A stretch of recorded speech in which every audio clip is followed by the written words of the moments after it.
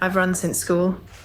I always thought because I was small I would never be able to run very fast. I don't know, it's something in your head, you think you need long legs and things. So because I didn't think I had any future in it, I got distracted and fell out of it a little bit when I went to college and discovered sort of going out and drinking and having fun.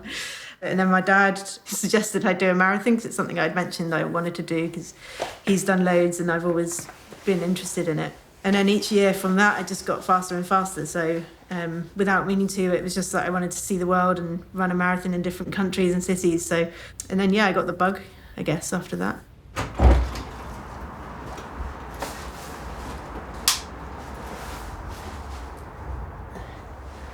I studied medicine and I'm really passionate about that as well. Seeing people at their worst times and going through such difficult things helps me put stuff into perspective. Running, although I love it and it gives me a lot, it's not that important at the end of the day.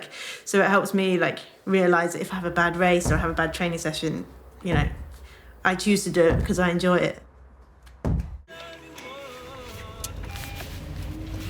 So the Bob Graham is a 42 peak round, starts and finishes at the Moot Horton in Keswick. And to get into the Bob Graham club, you have to do all 42 peaks in under 24 hours. And it works out to normally be about 66 miles.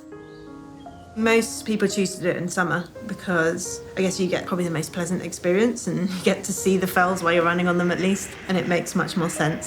So over the years, more and more people are looking to do it in winter, I guess looking for that next level of challenge.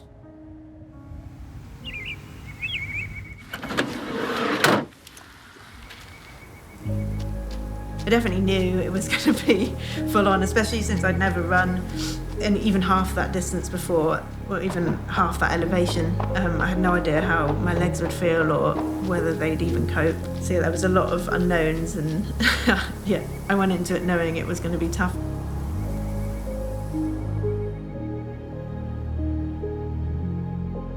So this is Chaise Elsey. It's my little camper van that I've been sleeping in for the last few nights. Main issues is keeping water unfrozen. Oh, here he is. Here's a robin.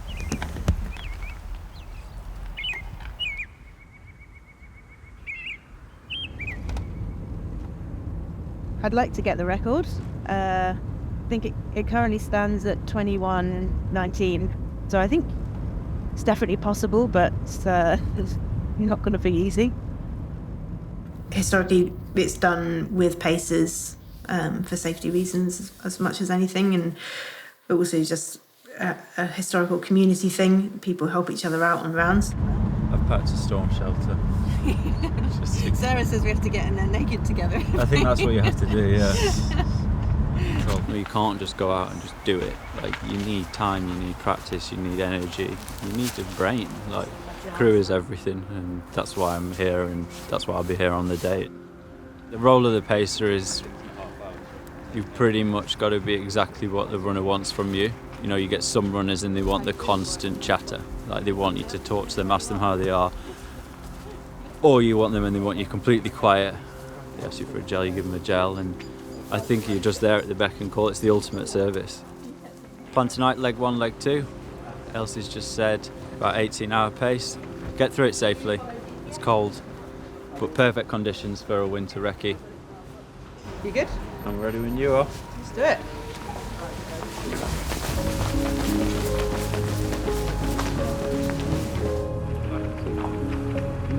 Hey guys. How you doing? Oh, 40 seconds to spare.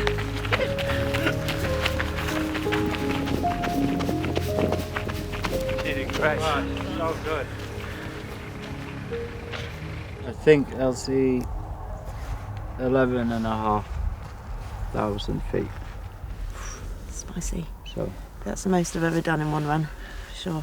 Essentially, before the round, I was actually full of doubt. I really didn't think it was going to be possible. It just felt like everything was not going right, and just having so many signs. We were worried that the river crossing was going to be too high to pass. Someone said it was chest high and really in spate, so it was running really fast. And then there was worries that the wind would be too high for that ridge.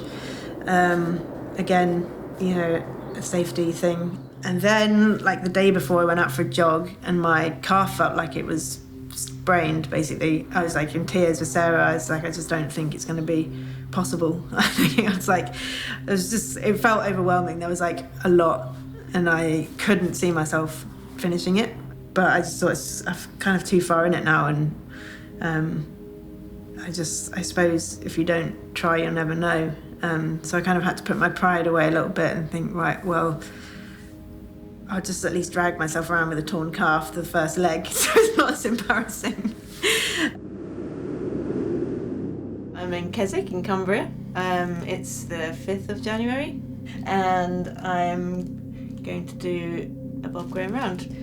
I think it's like -1 on top, but it feels like -12.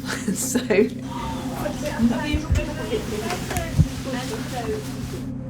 I probably knew about 50% of my paces. I shamelessly put an Instagram post out for the rest.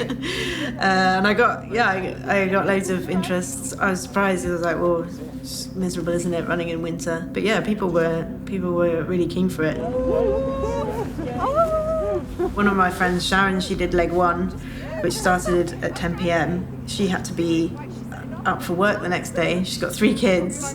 She just didn't bat an eyelid. She's like, oh yeah, I'll do the night one so that I can do everything that I need to do the next day as normal.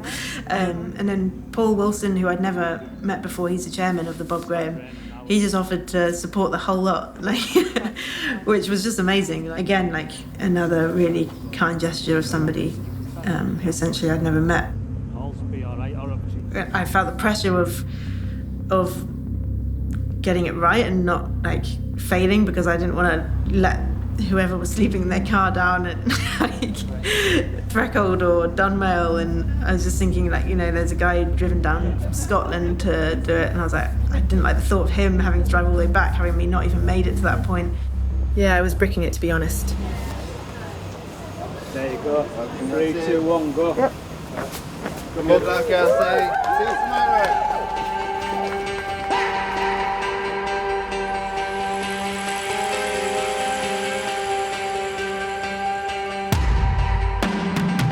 Fells are just different trails.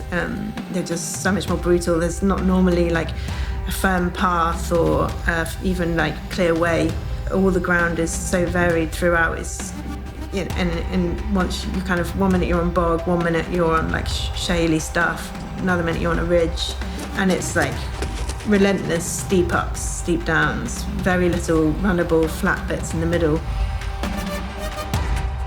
And we went off really fast. I felt like we were like sprinting across there.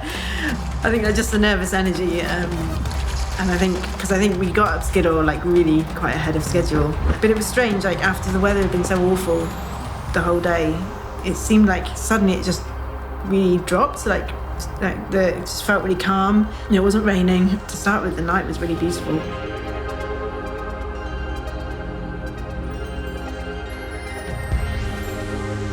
The route's pretty waterlogged as well, so they've been they'll have had it pretty tough. Well, I think on her plan it says 4 minutes, but knowing her, she'll be in and out as quickly as she possibly can.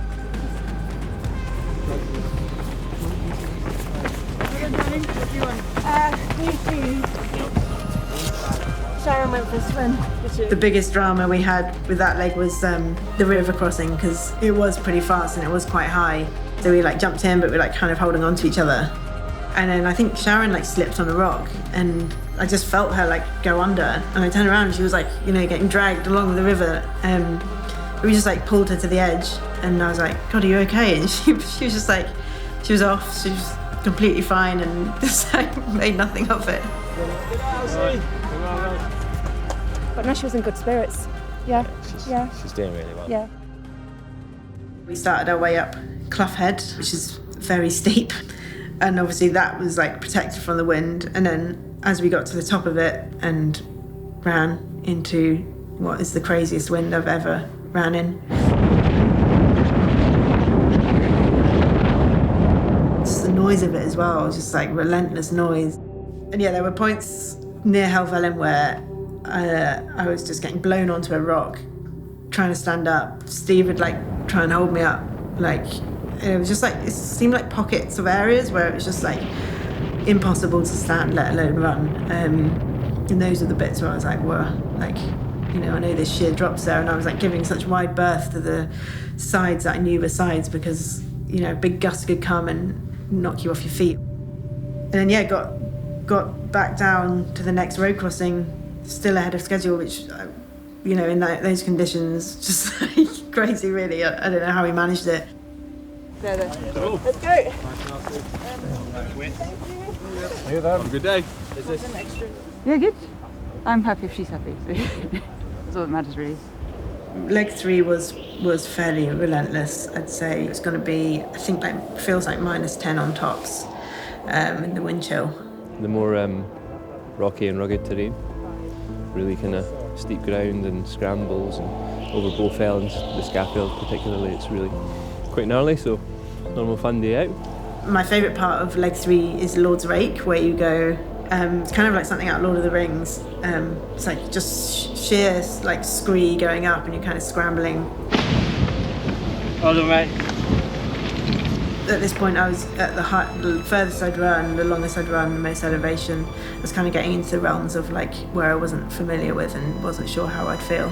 I was starting to get a bit like rubbish at taking stuff on, and I would be telling Brian I'd eaten something when I hadn't. Then it just gets to a point where you just like, feels like you just don't want to face anything. The night just seemed to go on and on and on. We're like, I was just like hanging on to like the daylight coming, and when it did, I did feel a lot better.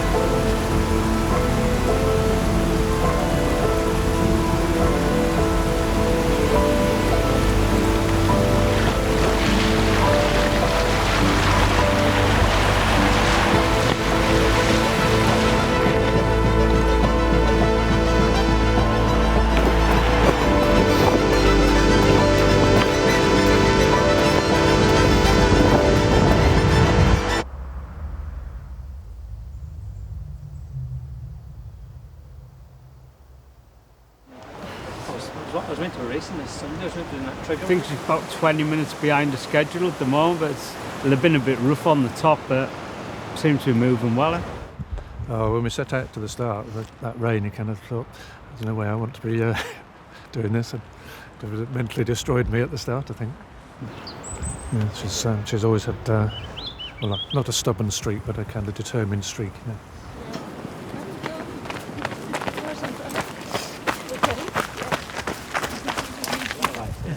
Coffee, was it? Yeah. My dad jumped in, sometimes my mum was there, so that was really nice. I felt like quite emotional every time I got to the aid stations from then. I don't know, it's just seeing your friends and family when you're going through such an epic journey is a bit overwhelming. Climbing out of Wasdale, see there's that big old climb up Yew Barrow. But I was like not keen on talking that much. This is where I kind of, these legs now become a little bit hazy. I don't have as many details. I was like, God, it's just like it's be over. It just felt relentless. Like, but I remember Ellis saying, I hadn't asked about times at that point, but then I was slightly interested. I was like, so where are we at today? He was like, right, where we are now, we're kind of 4 minutes behind that schedule. He's like, but you're moving well, so if you just carry on through Honister and keep moving, then it's gonna be possible. So I was like, right, let's do it then. She's going to run clean through. Yeah, so runner's ready. Right. I got her made. Oh, good luck sticking.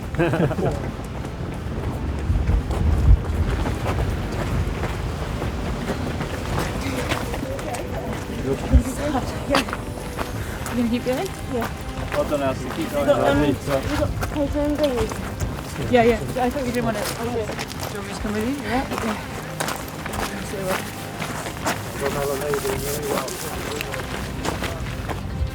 And then so once we did the 3 peaks of that leg, probably the worst 6 miles of my entire life on that road. And then my dad kept saying, oh, look, you can see the lights of the Texaco garage in Keswick. And I was like, as if they were really close, but I was like, stop saying it, this feels so far away still.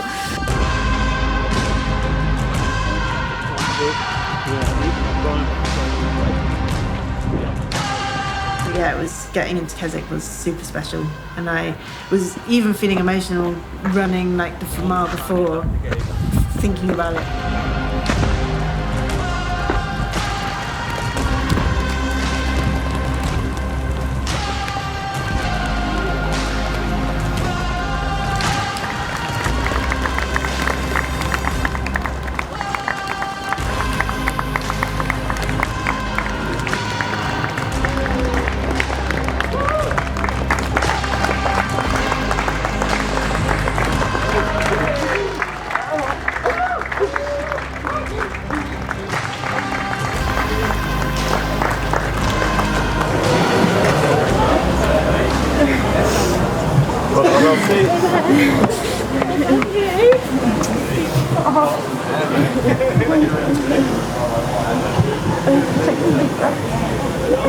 All these people wave.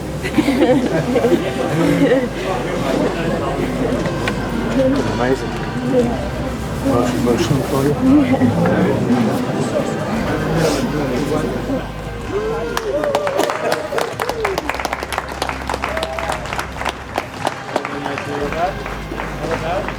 It's hard to describe it. It's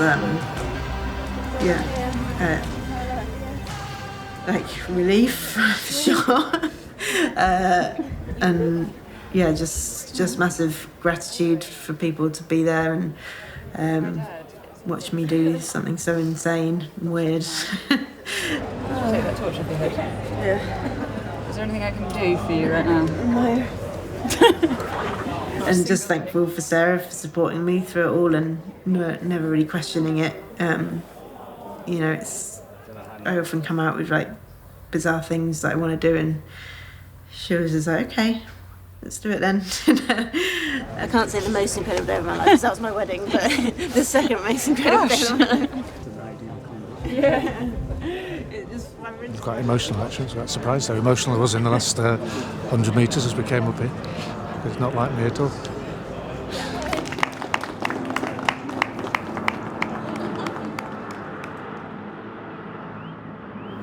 How does it feel to hold the record?